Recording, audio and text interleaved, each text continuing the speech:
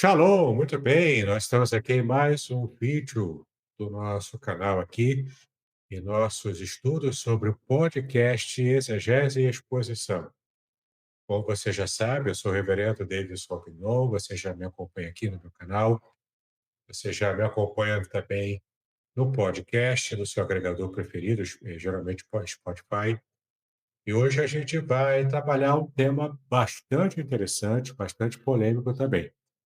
Porque, em geral, em nossos estudos aqui, eu falo sobre Bíblia, falo sobre hebraico principalmente, grego, falo sobre exegese bíblica, e a gente está aqui tratando de vários assuntos concernente à interpretação da Bíblia e à exposição da palavra de Deus. Mas hoje a gente vai fazer um programa diferente, devido a tantas informações que temos sobre as guerras lá do Oriente Médio, e o quanto isso tem causado dúvidas a muitas pessoas, eu preparei uma série de materiais e de estudos especiais sobre temas que são importantes para que a gente possa entender todas essas questões envolvendo o Oriente Médio. E hoje eu trouxe aqui, está aqui comigo, o professor Pablo Santana. Tudo bem, Pablo? Tudo bem, Como você está? estou bem. Agradeço a oportunidade. Só tem a cara de muçulmano, mas fique tranquilo que eu não sou muçulmano. Não, ele não é. Ele gosta de jogar a bomba nos outros, mas não é muçulmano, não. É brincadeira. Claro que isso é piada, né. A gente está aqui para falar um pouco sobre a fé muçulmana, o islamismo, um pouco do Alcorão, para que vocês entendam, um pouco da cultura árabe e que a gente tenha uma postura mais adequada, até para que a gente possa também entender sobre o islamismo, tá legal? Então, muito bem, vamos começar. Eu vou ter aqui um roteiro que a gente vai seguir para que o professor Pablo aliás, professor Pablo, fala brevemente qual o seu currículo aqui para o pessoal te conhecer melhor. Pois bem, eu sou professor de geografia, sou formado na UERJ de São Gonçalo, FB. Também sou professor de português e alemão, formado pela UF. Também sou pós-graduado em teologia e literatura pelo Instituto Reformado de São Paulo. Também tenho pós-graduação em meio ambiente pela Estácio do Sá. E eu sou professor da rede pública. Muito bem, então a gente vai começar já a falar com alguém que é especialista, né? Não propriamente pela religião, mas pelo menos ele estuda e já tem ministrado aulas de história, de geografia sobre esses temas. Então é muito interessante a gente perceber a primeira pergunta que podemos fazer aqui para o professor Pablo. Então, professor, para começarmos bem, quando é que surge e onde surge o Islã? Então, o Islã ele surge no Oriente Médio, praticamente na Península Arábica, por volta do ano 600 e entre os anos 627 e 632 depois de Cristo, quando, segundo a tradição islâmica, Maomé tem uma visão do anjo Gabriel, em que ele fala que tanto o cristianismo quanto o islamismo estavam o cristianismo e o judaísmo, perdão, estavam sofrendo algumas corrupções, deveriam ser corrigidas. E o anjo Gabriel aparece para Maomé e lhe ensina o que que seria o islamismo. E Maomé, ele viaja de Meca, que é a cidade principal do islamismo, para Medina, e depois de Medina ele vai para Jerusalém. Esses locais, Meca e Medina, ficam na Arábia ou em outro lugar? Meca e Medina ficam na Arábia, hoje a atual Arábia Saudita, e na verdade é bem próximo do Mar Vermelho, no deserto. E Jerusalém é considerada a terceira cidade principal do Islã, não é nem a primeira cidade principal, que a primeira é Meca. Na verdade, segundo o islamismo, todo muçulmano tem que, pelo menos uma vez na vida, ir a Meca. É obrigatório isso. Perfeito. Então, assim a gente percebe onde começou, né, nessa região e como começou o Islã. Vamos ver também o que significa a palavra Islã, para que a gente possa entender, né? Porque às vezes a gente fala sobre o Islã, islamismo, e a gente não sabe exatamente o que significa essa palavra. Diga para a gente, professor, O que significa a palavra Islã? Na verdade, Islã vem do árabe e significa submissão, né? Submissão a Allah. Tem até uma ligação com a palavra salam, e no próprio árabe, a palavra muçulmano é muslimi. Inclusive, isso aparece no hino da Arábia Saudita, que é o país dos muçulmanos. Então, na verdade, muçulmano é aquele que se submete a Allah, aquele que submete voluntariamente a Allah. Mas o próprio Islã ele se expande de outra forma, não vamos falar um pouco mais à frente, vamos abordar aqui, mas o Islã, de fato, é submissão a uma divindade que para os muçulmanos é Allah. E tem também alguma coisa com a palavra paz, é isso? Sim, por causa do salam. Tem até a expressão, né, muito conhecida, salam aleikum, quer dizer que a paz esteja com você. E outra pessoa responde aleikum salam, que também quer dizer que a paz esteja com você. Tem até uma proximidade com o hebraico, porque no hebraico tem o shalom aleichem, que é Aleichem, praticamente a mesma coisa. aí. E é interessante também de perceber, agora comparando os significados, né, de Islã, o significado Islã com Israel, né, com israelita, israelense. Israel significa aquele que é príncipe que luta com Deus, enquanto que Salã é submisso a Alá. Então, Islã é submisso a Alá. E aqui tem um contraste, porque até do ponto de vista por nossa mente ocidental, é mais bonito pensar em alguém que é submisso a Deus do que alguém que está lutando com ele, Sim. né? É politicamente correto você pensar assim. Então, de fato, para que você entenda agora, Islã significa, então, submisso a Alá. E falando sobre o Alá, né, o Deus, o nome de Deus, né, segundo o Islã, o Deus Alá é o mesmo Deus revelado na Bíblia, o Deus Jeová? Essa é uma pergunta complicada, porque muitas pessoas acreditam que é o mesmo Deus. E até mesmo quando a Bíblia foi traduzida para o árabe, algumas pessoas obrigaram que os tradutores colocassem a palavra Allah no lugar de Deus. Mas, infelizmente, não é a mesma divindade. Na verdade, dizem que alguns estudiosos dizem que o nome Allah vem de El, do hebraico, mas nós não temos essa confirmação. Há uma grande possibilidade, sim. Mas por que que não é o mesmo Deus? Se nós formos comparar tanto com o judaísmo e o cristianismo, Deus, Jeová, Adonai, ele envia o seu filho, isso no cristianismo. No judaísmo, os judeus estão esperando o Messias, que não é para ser provavelmente o filho de Deus, na concepção dos judeus. Já para o Islã, Alá não tem pai, não tem filho, e ele é único. Não existe uma outra pessoa dentro de Alá, como nós cristãos acreditamos que É Deus verdade, ele é né? triuno, a trindade. Não existe trindade no Islã. É Alá e pronto, acabou. Tecnicamente, até no judaísmo tradicional também não existe trindade, né? Essa é uma concepção teológica cristã, que alguns judeus, mas são poucos, mas alguns judeus messiânicos trinitários, eles até entendem, interpretam dessa maneira. Aliás, se você quiser conhecer mais um pouco sobre esse assunto, eu tenho um curso que você pode comprar, é a Trindade Revelada na Bíblia Hebraica. Ali é bem interessante, eu fiz um apanhado, eu fiz uma triagem de vários grupos também dentro do judaísmo tradicional e dentro do judaísmo messiânico, que fazem essa interpretação até mesmo trinitária. É um material bastante interessante, você vai gostar, um preço bem baratinho, para você conhecer um pouco mais sobre como a Bíblia hebraica já dava as pistas do que veio a ser mais tarde uma revelação mais completa sobre como Deus se mostra nessa pessoa trinitária, né? Nessa divindade trinitária. Muito bem, professor Pablo. Quais são, então, as proximidades e também as distâncias do Islã com a Bíblia? Então, os muçulmanos acreditam num Deus único, assim como nós também acreditamos num Deus único. Na verdade, o Islã, junto com o judaísmo e o cristianismo, eles formam as três principais religiões monoteístas do mundo. E essas 3 religiões têm Jerusalém como um lugar sagrado. Na verdade, a própria cidade velha de Jerusalém, que está entre os muros, ela tem dentro dela um bairro judeu, um bairro cristão e um bairro muçulmano. Mas as proximidades que nós temos é inclusive com a escrita.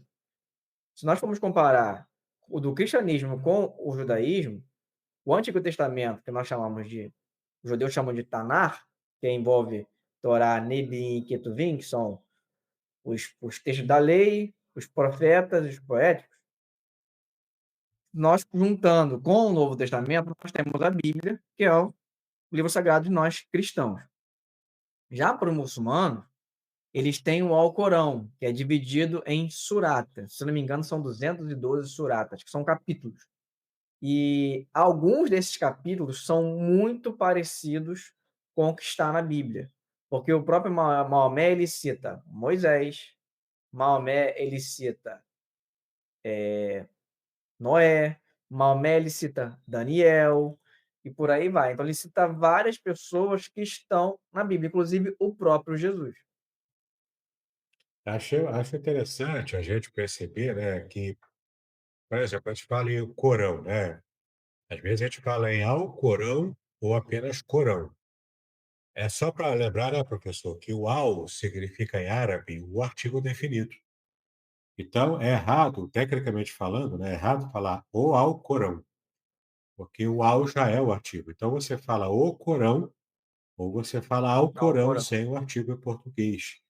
Só para que fique mais assim, coerente, né, com a língua árabe. Isso, inclusive, na nossa língua portuguesa, né? Várias É, palavras da língua portuguesa vieram do árabe, como algodão, almofada, alface, alface e tudo por do aí árabe, vai. né?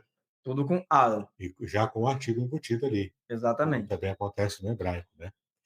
Agora é interessante, professor, por exemplo, poucas pessoas falam, que eu quase não falo isso, mas o meu sobrenome é Pinhon, né? Davidson Gomes Pinhon.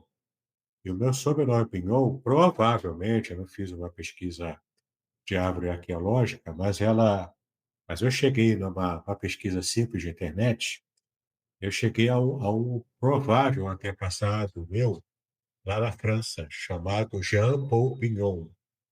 E esse homem, Jean-Paul Pignon, ele foi mecenas, era um padre francês, e ele foi mecenas de um outro francês chamado Antoine Galland.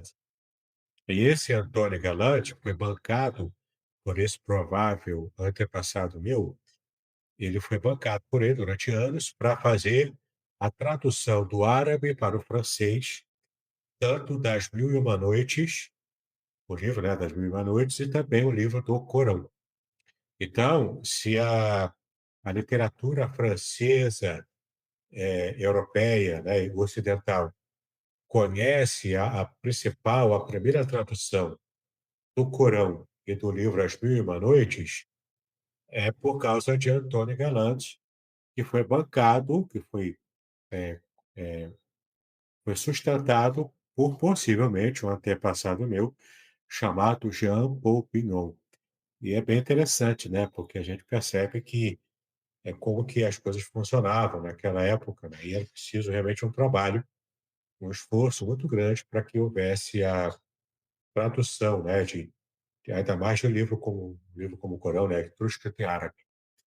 Bom, muito bem. Então, temos aqui algumas doutrinas que a Bíblia traz e que eu quero saber do professor Pablo como que o islamismo vê essas doutrinas. Então, a gente já viu aqui que o Islã nega a Trindade, tem uma passagem aqui de Mateus, capítulo 28, versículo 19, que diz: Portanto, vão e façam discípulos de todas as nações, batizando-os em nome do Pai, do Filho e do Espírito Santo.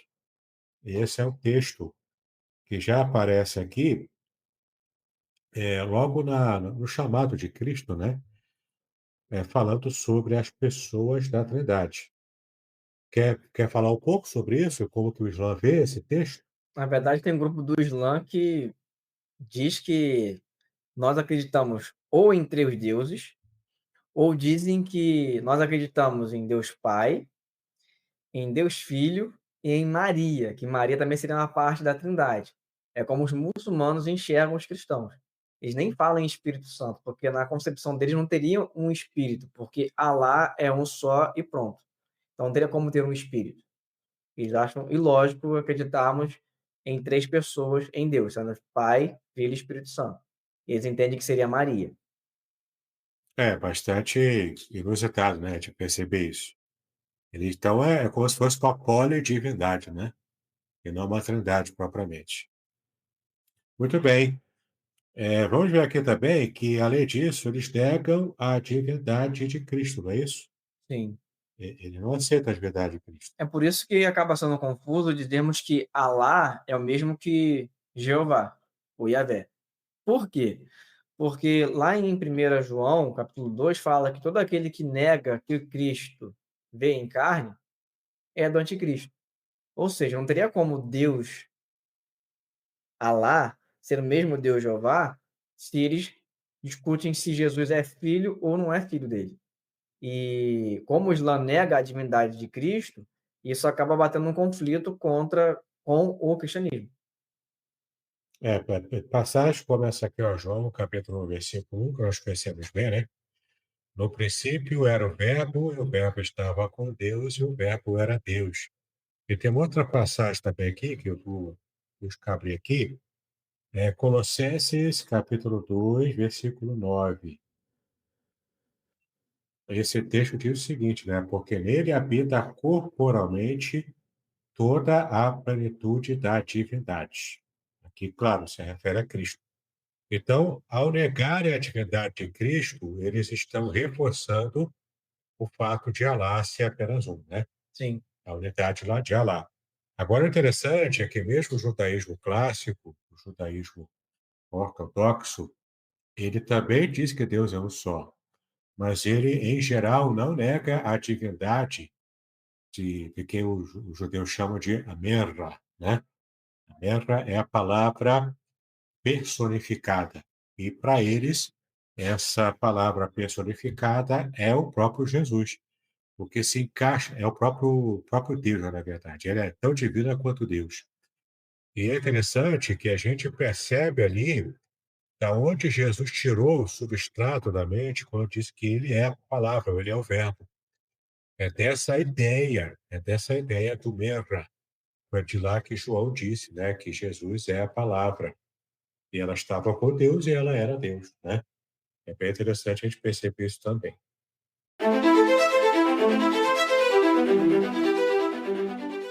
Curso livre de Teologia Básica com o Reverendo Davidson Bignon. Uma jornada completa de aprendizado cristão, com 20 disciplinas curtas que incluem e-books exclusivos, aulas em vídeo e bônus transformadores. Ideal para líderes evangélicos, pastores, seminaristas e todos que desejam aprofundar sua fé. Assine agora na Hotmart e aproveite 10% de desconto. Quer complementar sua renda? Seja um afiliado. Detalhes na descrição do vídeo. Não perca esta oportunidade de crescer espiritualmente e compartilhar conhecimento.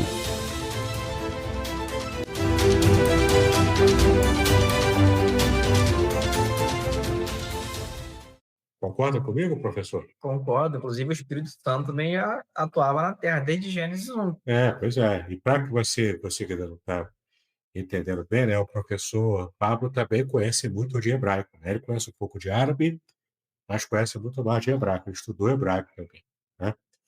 Muito bem, vamos começar a falar agora também de uma coisa muito importante e muito séria, porque, pelo que a gente está percebendo aqui, na religião islâmica, eles rejeitam a morte expiatória de Jesus na cruz. Enquanto eu abro algumas passagens bíblicas aqui, quer fazer um comentário sobre isso? Na mente deles, na verdade, Jesus não morreu na cruz, porque a morte na cruz é muito parecido com o pensamento judaico. Para o judeu, o Salvador morrer na cruz, o Filho de Deus morrer na cruz, seria algo horroroso, porque quem morria na cruz era apenas criminosos, inimigos do Estado, pessoas excluídas da sociedade, que eram executadas numa cruz. E para os muçulmanos, o mesmo fato de Jesus, que é considerado um dos profetas do Islã, morrer numa cruz, seria uma loucura. Então eles negam essa morte de Cristo na cruz, inclusive uma expiação dos pecados, porque para eles isso não faz o menor sentido. A própria divindade, se é que eles acreditassem que Jesus fosse Deus, eles não acreditam, mas é como se dissesse que Alá tivesse morrido na cruz, e para eles isso é um absurdo. É inconcebível, né? Para a mente do judeu também, porque a mente do judeu é muito parecida com a do muçulmano, porque tem um substrato mental do Oriente Médio, né? Sim, Então, é a mesma lógica que eles aplicam. Só que o judeu não ortodoxo, mas o judeu moderno, ele está mais aberto às facilidades e ao modo de pensar ocidental, até por causa dessa proximidade de Israel, o Israel, né, moderno com os Estados Unidos e a sim. vida ocidental, né? E na verdade para os muçulmanos, Jesus ele não morreu na cruz, ele subiu ao céu, ele foi como fosse arrebatado. Não teve morte, Não. portanto, daquela cruz, Quase o né? mesmo que aconteceu com praticamente aconteceu com Maomé, né, segundo a tradição islâmica, que subiu ao céu, inclusive de Jerusalém, onde hoje é o Domo da Rocha, que pessoas pensam que aquilo era uma mesquita, mas aquilo não é uma mesquita, é exatamente fica no monte do templo, onde foi construído o Templo de Salomão e foi destruído, o segundo templo também. Ali foi construído no século VII, por volta do ano 692, pelo califado, agora esqueci o nome do califado, foi um califado árabe, eu não lembro agora o nome, foi o Califado Mida, que construiu o Domo da Rocha, que é exatamente simbolizando de onde Maomé subiu ao céu, que é uma rocha que tem ali. Então, para ele, Jesus também subiu ao céu como Maomé, Mas sem morrer. sem Um morrer. arrebatamento direto, né? Sem Sim, morte. Tem um texto aqui, tem dois textos da Bíblia, aliás, né, que falam frontalmente contra essa interpretação. O primeiro é Isaías 53, versículo 5, que nós conhecemos bem, e mesmo o judeu ortodoxo, ele não aplica messianicamente esse versículo, mas há também grupo de judeus que aplicam messianicamente. Então, Isaías 53, 5 diz: Mas ele foi traspassado por causa das nossas transgressões e esmagado por causa das nossas iniquidades. O castigo que nos traz a paz estava sobre ele, e pelas suas feridas fomos sarados. E uma outra passagem também que nós temos aqui está em Colossenses 2, 24. Não, aliás, 1 de Pedro 2, 24 é um texto interessante também que fala sobre essa questão do sacrifício de Cristo. Carregando ele mesmo em seu corpo sobre o madeiro os nossos pecados, para que nós, mortos para os pecados, vivamos para a justiça. Pelas feridas dele vocês foram sarados. Então, a morte foi real, o sofrimento foi real, e a ressurreição e a ascensão também. Então, é claro, se eles negam a morte, eles negam também a ressurreição, né? Eles não aceitam que Cristo já ressuscitou de entre os mortos. Quer comentar um pouco sobre isso, professor? na verdade eles acreditam que Jesus ele não morreu, mas acreditam que um dia ele vai voltar junto com Maomé, Mas sem haver a ressurreição, porque sem se ressurreição, morreu, não teve ressurreição, sem né? ressurreição. Foi um arrebatamento direto, então. Muito bem, é uma pena, né, que essa interpretação tem trazido tanta confusão, né, com respeito ao real motivo pelo qual Cristo veio aqui na Terra.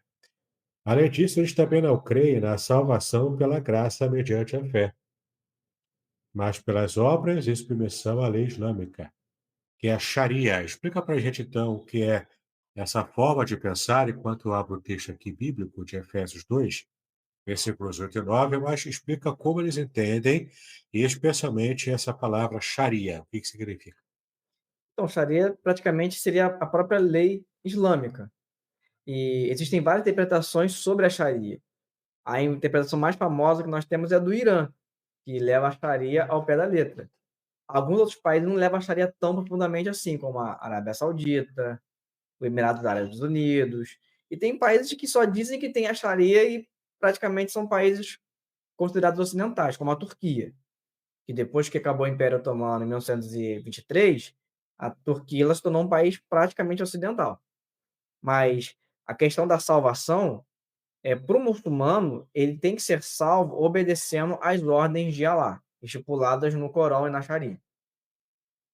Então, na mente do muçulmano, ele não sabe se Alá irá salvá-lo ou não.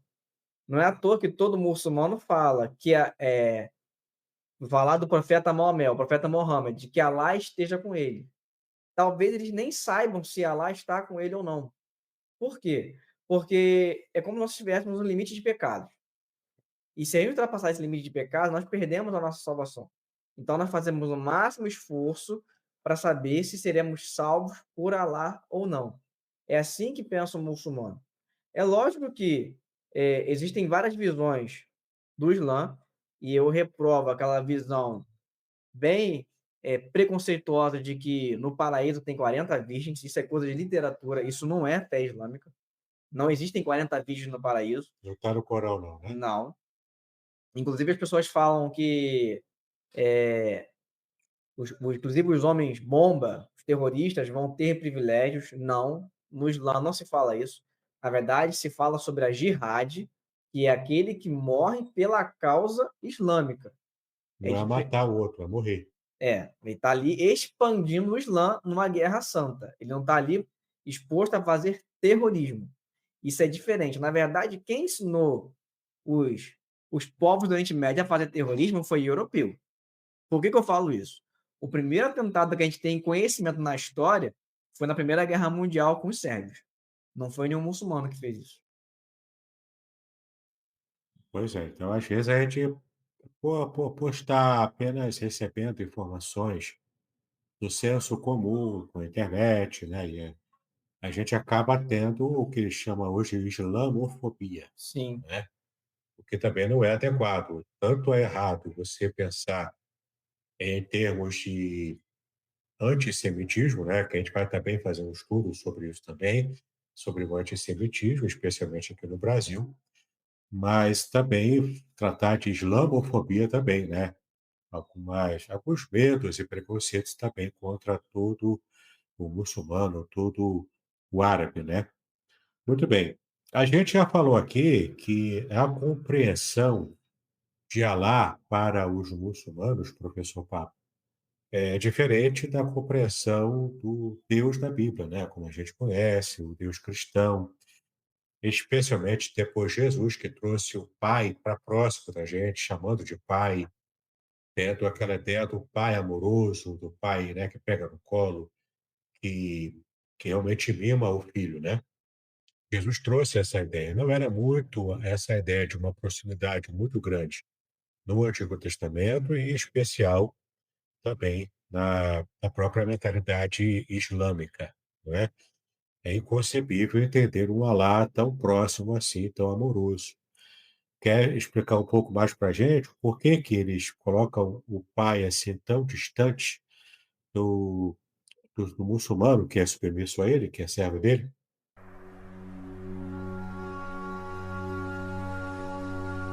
Estamos entusiasmados em anunciar o lançamento do livro, Além do Sofrimento, a disputa pela integridade no livro de Jó, publicado pela editora Contextualizar em 2024.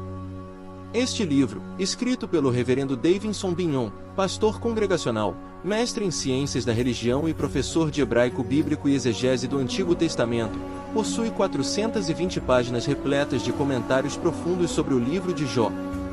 O autor explora temas cruciais como o sofrimento dos justos, o problema do mal e a teodiceia judaico-cristã. Com análises impressionantes e únicas, o livro promete transformar sua perspectiva sobre sofrimento e fé, oferecendo respostas para as questões mais difíceis da vida. Não perca a oportunidade de mergulhar em um estudo profundo e enriquecedor. Adquira já a obra, Além do Sofrimento, a disputa pela integridade no livro de Jó e descubra um novo entendimento sobre a integridade e a fé. Disponível agora. é uma coisa simples, né? Porque chamar Alá de pai seria uma loucura, porque Alá não tem filhos. Então, alguém chamar Alá de pai é um sacrilégio para o islamismo, porque, como eu já disse, Alá não tem filhos. Se Jesus não é, ou melhor dizendo, se Isa não é filho de Alá, então por que que eu, sendo muçulmano, seria filho de Alá? Não faz o menor sentido. Então, não poderia chamá-lo de pai. Não Só para que não haja dúvida, Issa é como o árabe chama chama Jesus, né? Jesus. É Jesus em árabe. Muito bem. Então, infelizmente, né, também a compreensão do muçulmano pelo próprio Alá, né, de quem é Deus, é uma compreensão de um Deus que não é pai, portanto, é muito rigoroso.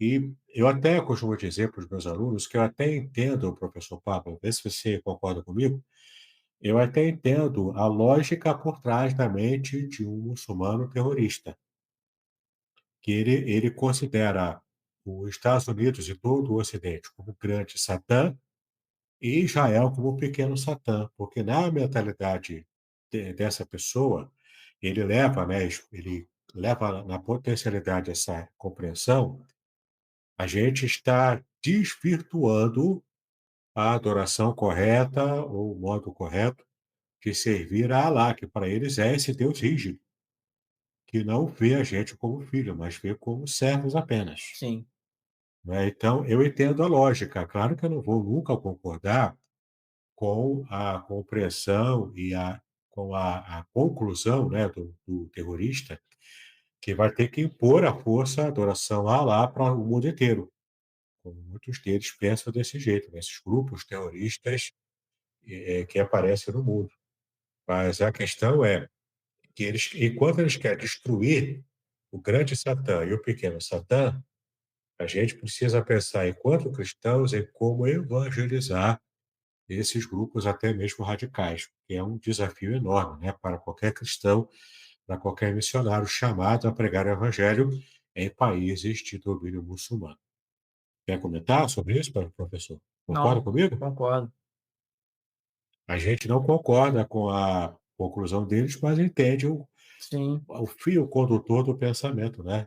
Tanto do muçulmano normal, quanto do muçulmano que é radical, terrorista, quanto até mesmo do judeu, né? O judeu também mais ortodoxo também tem um fio de pensamento como esse, né? existiam grupos antes de Israel ser criado que eram grupos de terrorismo também. A É, gente considera só muçulmano, mas não, existiam grupos aliás, terroristas dentro do o exército israelense. o ex-presidente de Israel, né? O ex-primeiro-ministro de Israel, Yitzhak Rabin, ele foi assassinado por um grupo extremista judeu. Sim, que era o Irgun, se É, não me então, engano.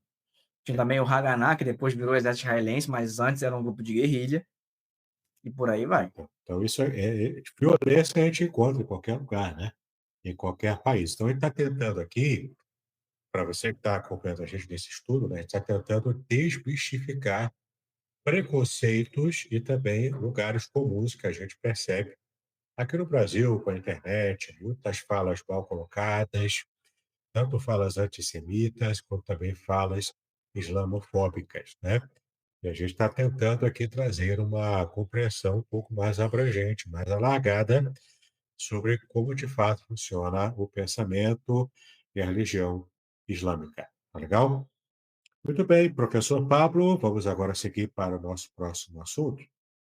Quais são as principais correntes do Islã? Pois bem, o Islã ele é dividido em duas grandes correntes. Uma é a xiita e a outra é a sunita. E eu já digo logo que xiismo não tem nada a ver com o Islã radical. Isso é uma interpretação errada de nós ocidentais. Vocês estão vendo aqui nessa nossa pequena conversa que essa visão que nós temos do Islã e dos muçulmanos acaba sendo muito contaminada, inclusive pela mídia. A mídia sempre vai chamar o Islã radical de xiita, o que é uma grande besteira. Por que eu falo isso? Porque é praticamente um assunto de família. Nós temos Maomé. Maomé, ele teve uma filha chamada Fátima. Dessa filha chamada Fátima, ele teve dois filhos. O mais famoso foi o Hussein.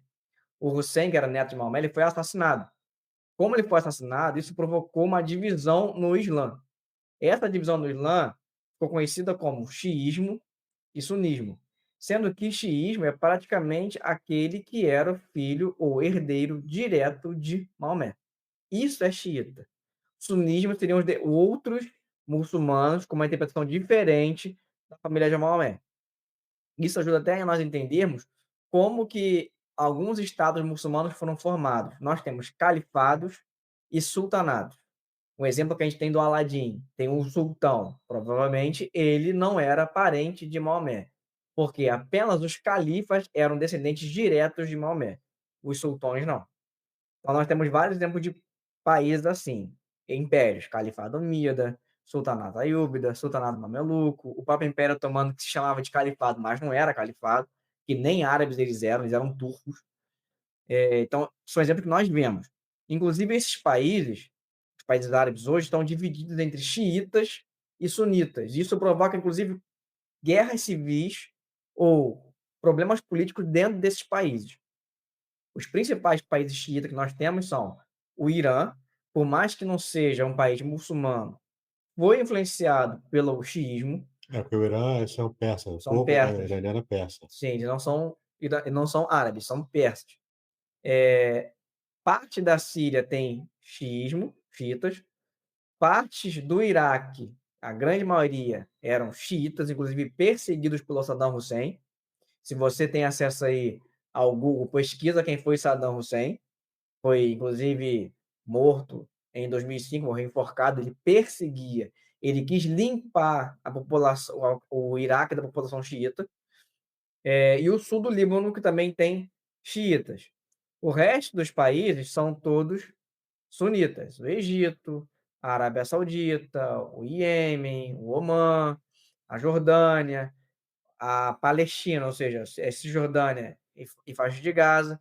E aí nós vemos a situação do terror ou do extremismo islâmico. O maior nome que nós temos do extremismo islâmico foi Osama Bin Laden, que não era xiita, ele era sunita, da família, amigo da família real da Arábia Saudita na época.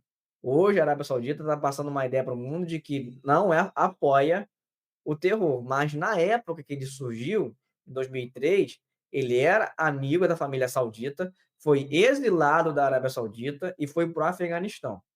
Inclusive, recebeu armas dos Estados Unidos. Então, quem realmente criou o terrorismo foram os próprios Estados Unidos, não foram os povos muçulmanos. Então, nós temos essa diferença entre xiismo e sunismo, inclusive com relação à interpretação do Corão. Quando a gente fala da Sharia, os países que são xiitas têm uma interpretação um pouco mais literal da Sharia do que os países sunitas. Repito mais uma vez. Por isso que a Arábia Saudita, inclusive com esse príncipe agora, ele está trazendo uma noção de que a Arábia Saudita é um país mais tranquilo de se viver, é um país que está financiando, inclusive financiou a Copa do Mundo de clubes, diferente de países como o Irã, que é mal visto na comunidade internacional. E os países sunitas, na verdade, o sunismo, são cerca de 85% dos muçulmanos e os xiitas são cerca de 15%. Por isso, principalmente ligado com a família de Maomé, porque Maomé, a família dele, não seria maior do que o número total de muçulmanos do mundo. E um detalhe interessante é que o país mais muçulmano do mundo não está no Oriente Médio. Ele está no extremo da Ásia, próximo da Oceania, que é a Indonésia. Ali é o país mais radical no islamismo, é isso? É o que tem mais muçulmanos. Ah, a quantidade. É. E tem também um outro grupo aqui, né, dos sufis, os Sim, místicos. Diga pra gente aí. tem outros grupos, tem os sufis, tem os drusos e tem outros grupos também menores. Na verdade, os drusos eles se concentram mais no Líbano e os sufis eles estão espalhados pelo Oriente Médio e, inclusive, tanto os drusos, mas principalmente os sufis, estão ligados com um pouco do misticismo dentro do Islã, que é diferente do que o muçulmano tradicional pensa. É quase a noção que nós temos lá do judaísmo com o Zohar, com a Kabbalah. Será algo semelhante a isso. E é esse grupo dos sufis que tem o anticristo também, o Messias deles? Ou não? Eu nunca ouvi falar disso, não. Eu vi na internet Mas umas conversas alguns aí, dizem que pode ser sim ou não. que eles têm uma espécie de anticristo também. Muito bem.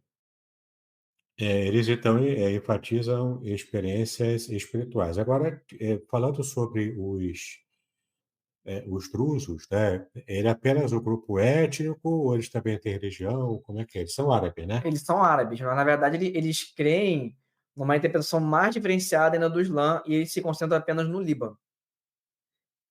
E, na verdade, no norte. Os xiitas estão no sul, que é onde surgiu o grupo Hezbollah.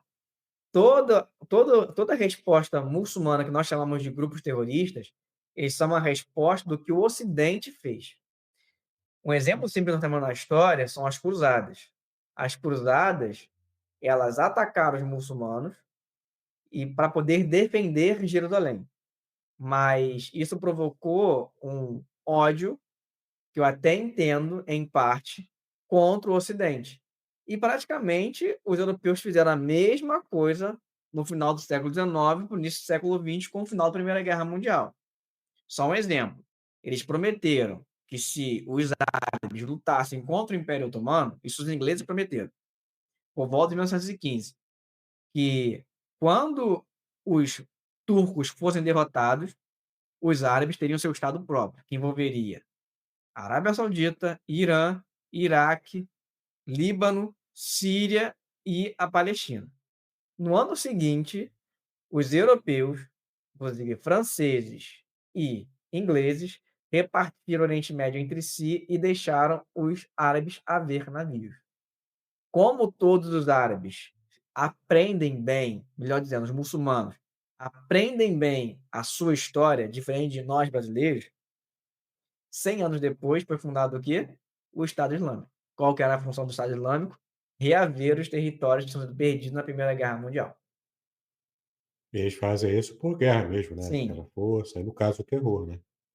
tudo em resposta do que o A Ocidente ao que fez. o Ocidente fez na época da expansão colonialista Sim, europeia, e né? praticamente os Estados Unidos faz a mesma coisa, né, que é mandar e manda com bombas. E isso acaba trazendo a resposta dos países muçulmanos. Você falou desses grupos, né, os xiitas, sunitas e também os sufis, né? Quando é que aconteceu essa divisão lá na história, portanto? Foi provavelmente no ano 680 que houve essa divisão. Inclusive tinha um grande líder muçulmano chamado Abu Bakr, que fez essa divisão. Porque como o Hussein, que era neto de Maomé, que não tem nada a ver com Saddam Hussein, quando ele foi assassinado, não tinha um sucessor para liderar o Islã. Como não tinha um sucessor para liderar o Islã, isso provocou essa divisão. Inclusive, a própria filha de Maomé é conhecida como parte do, não ela, mas os sufis fazem uma interpretação da vida dela, inclusive com uma mão chamada mão de Fátima. Se vocês já viram uma mão que ela tem flores e um olho no meio, aquilo não tem nada a ver com Illuminati. Ali é um misticismo dentro do Islã, que é a chamada mão de Fátima, que é uma interpretação do sufismo, dos sufis, com relação à família de Maomé. Impressionante, né? A gente percebe como que estudar a história ajuda a gente a compreender até alguns fatos, né, do mundo ocidental, do mundo atual. Continuando aqui, professor, quais são os profetas do Islã? Agora entrando na parte mística, na parte espiritual, religiosa. Quais são esses profetas, então? Como que eles funcionam? Como que o islamismo enxerga esses profetas? Pois bem, esses profetas eles são considerados homens sagrados que ajudaram na instrução dos povos. E detalhe, eles, a grande maioria deles, estão na Bíblia, praticamente quase todos. Só um que não está na Bíblia, que é o maior de todos, que é Maomé, Muhammad, né? ou alguns chamam de Muhammad, por aí vai. Ah, tem variação? Tem, porque varia de país para país. Nós temos Adão. Eles acreditam sim que Adão foi criado à imagem de Alá, mas não é filho de Alá. Nós temos Noé, que é Nu, Abraão, que é Ibrahim, que eles acreditam que Ibrahim sacrificou Isaac, tanto que de Ibrahim vem Isaac, vem Ismael, Moisés, que é Musa, Davi, Dawid, Salomão, Sulaiman, ou Suleimã, inclusive teve um imperador do Sacro Império, não, Suleiman, né? teve um imperador do Império Turco-Otomano chamado Suleimã, que era o Suleimão Magnífico, que inclusive foi ele que expandiu o Islã para a Europa e para o norte da África. E foi com ele que Jerusalém passou a fazer parte do Império Otomano em 1517. João Batista, que é Yahya, e Issa. Sendo que desses, Isso é Jesus. isso seria Jesus. Todos esses profetas, 5 são principais, que é Abraão, Ibrahim, Moisés, Musa, Daniel, também considerado um dos profetas do Islã, Jesus, Issa e Maomé. E os muçulmanos, eles fazem cerca de 50 orações por dia.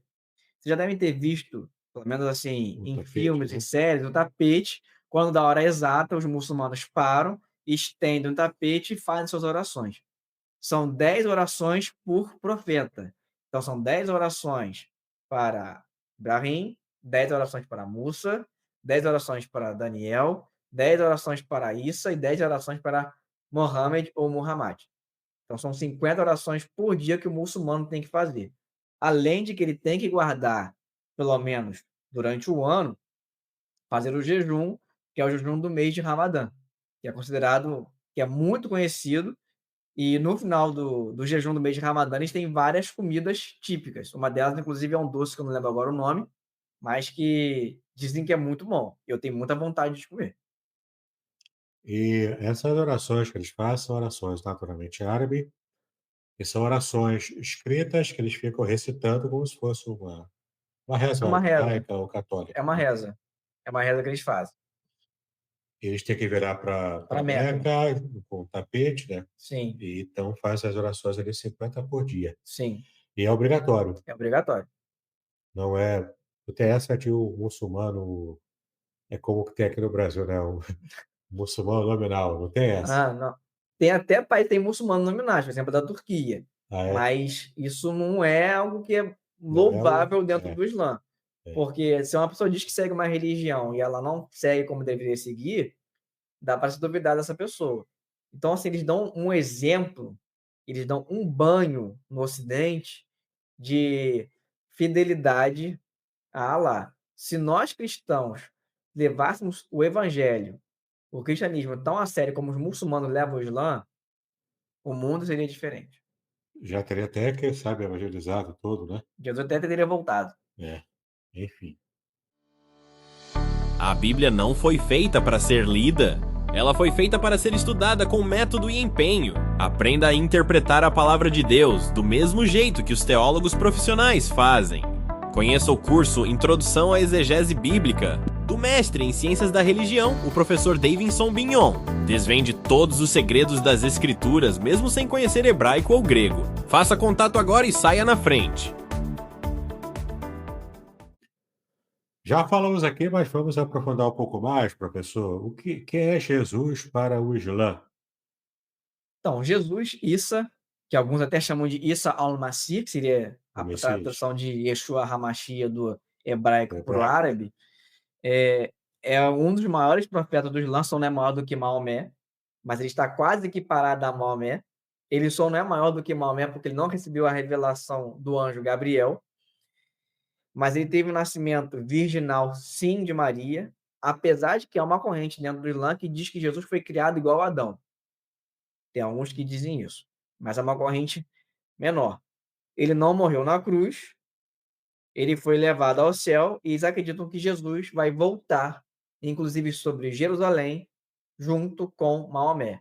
Maomé vai ficar de um lado de Jerusalém e Jesus do outro. Olha como tem uma relação muito próxima com o cristianismo. Porque, segundo o cristianismo, Jesus vai voltar e, inclusive, ele vai partir o Monte das Oliveiras em dois. É muito parecido com a visão cristã da volta de Jesus. E esse negócio de partir um monte, né, em dois, isso não tá completamente na Bíblia, né? Sim, mas alguns dizem É, que acreditam nisso. Porque é uma profecia do Antigo Testamento, né, que fala que seus pés partirão o Monte das Oliveiras, mas não é exatamente falando de Jesus. é. Mas é uma interpretação que o Islã faz, inclusive, desse texto bíblico. Tem uma passagem aqui do Corão, que a gente não tem o Corão aqui, não tem como ver, né? Mas você pode, se quiser olhar em casa, e fala sobre isso, né? No Corão, capítulo Surata 4, não é isso? E as porções, não sei como é que eles chamam, de 157 e 158.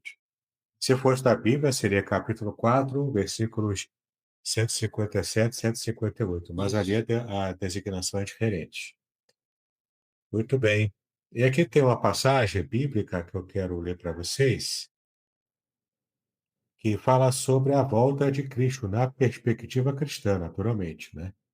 O primeiro texto é João 19, versículo 30, quando, de fato, Jesus disse que voltaria, né? Deixa eu abrir aqui para você, para a gente poder fazer a leitura. João 19, 30. Quando Jesus tomou o vinagre, disse, ele já crucificado, né? Disse, está consumado, inclinando a cabeça, entregou o Espírito. E aqui não fala da volta, né? Aqui fala sobre a morte. Vamos abrir Hebreus 9, 28. Deixa eu ver o que esse texto diz para a gente. Hebreus 9, 28, sobre Jesus também. O que vai na contramão, né, do que os muçulmanos entendem, interpretam. Assim também Cristo, tendo se oferecido uma vez por todas para tirar os pecados de muitos, aparecerá a segunda vez. Agora sim, a segunda vinda, não para tirar pecados, mas para salvar aqueles que esperam por ele. E, claro, Apocalipse, capítulo 1, versículo 7, também quero ler, para que a gente possa fazer esse contraponto, né? Já que estamos estudando, né, a Bíblia em comparação com a fé islâmica, né? Apocalipse 1, 7, eis que ele vem com as nuvens e todo olho verá, até mesmo aqueles que o traspassaram. E todas as tribos da terra se lamentarão por causa dele, certamente. Amém. Então, essa é a perspectiva cristã de que Jesus, de fato, morreu, ressuscitou, teve esse objetivo de purificar-nos dos nossos pecados, e um dia ele voltará. Né? Isso para a gente, para nós que somos cristãos, é como o Pablo diz, é o professor Pablo, embora ele tenha a cara de muçulmano, mas ele é cristão, ele é calvinista, né? Ele é cristão como a gente, está estudando no seminário também, ele já tem outra formação, e ele é um estudioso, né? Um pesquisador também de temas como hebraico, árabe, ele até estuda um pouco mais. Ele fala fluente alemão, né? Sim. Conhece bastante da teologia alemã também. Inclusive, aqui no meu canal já tem um vídeo com ele sobre a teologia que a gente fez foi teologia contemporânea. Foi sobre a teologia alemã desde Lutero até os dias atuais. Isso, e dando ênfase na teologia liberal, né, que a Sim. gente trabalhou bastante, na Inclusive o teologia nome do liberal. do vídeo é Cuidado com o Alemão. Cuidado com o alemão, isso aí. Pagando aquele livro, né? Espero que ninguém me crie problema com isso. Pergunta, professor, o que é o fundamentalismo islâmico? Explica pra gente aí. Fundamentalismo, na verdade, está ligado a qualquer religião. Toda religião tem um fundamento. Para o judaísmo, o fundamento da religião é a lei de Moisés, é a Torá. Para o cristianismo, é A Bíblia. a Bíblia e a crucificação, morte e ressurreição de Cristo. Se nós tirarmos Cristo do cristianismo, nós não temos mais cristianismo. Para o Islã, é a submissão a Alá. Só que toda religião também tem o seu fundamentalismo. Toda religião tem fundamento, mas também tem um fundamentalismo. Qual que é a diferença de um para o outro? O fundamentalismo está ligado à interpretação ao pé da letra de determinado fundamento da religião. Exemplo, nós temos, dentro do judaísmo, pessoas que, por eles, não existiriam povos árabes na Palestina. São apenas judeus. Lógico que quando Israel foi criado, isso não tinha vez, porque pensaram em chamar o nome de país de Judá e mudaram a ideia, porque Israel não era só para ser um país de judeus. Dentro do cristianismo, nós temos alguns grupos que são considerados fundamentalistas, que eles querem, fazem uma interpretação ao pé da letra da Bíblia e querem impor isso às pessoas, inclusive por meio da violência. Isso foi muito comum nos anos 90 e 80 e também um pouquinho do século XIX nos Estados Unidos. E no Islã acaba não sendo diferente. porque na verdade é uma interpretação ao pé da letra do que é a Sharia e do que é o Alcorão. E aí nós temos alguns grupos que eles tentam trazer isso para a sociedade. Um exemplo que nós temos é de governo teocrático é o Irã, em que o Ayatollah, que na verdade em árabe quer dizer versículo de Deus, eles tentam interpretar o Islã da forma mais literal possível e implementar na sociedade. E, na verdade, quem interpreta o Alcorão no Irã é o próprio Ayatollah. O primeiro, mais famoso, foi da Revolução Islâmica de 79, que foi o Ayatollah Khomeini, e agora o atual, que é o Ayatollah Khamenei. No Afeganistão e no Paquistão, nós tínhamos o Talibã, que na verdade a palavra talib em árabe quer dizer aluno, então eles eram os estudantes do Corão e tentaram a todo custo colocar essas interpretações dentro da sociedade. O exemplo que a gente tem foi da perseguição da Malala, que queria estudar e por ser mulher não poderia estudar. Hoje o Talibã voltou ao governo do Afeganistão.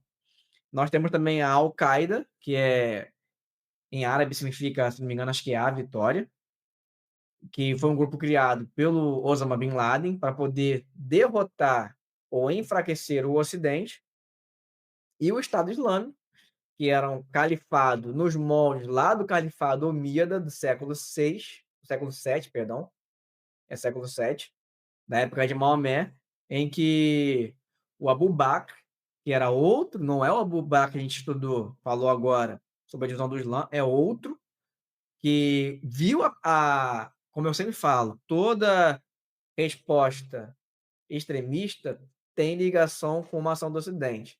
Esse Estado Islâmico só foi criado porque os Estados Unidos invadiram o Iraque em 2003 em resposta ao ataque da Al-Qaeda às Torres Gêmeas. O que isso tinha a ver com as Torres Gêmeas?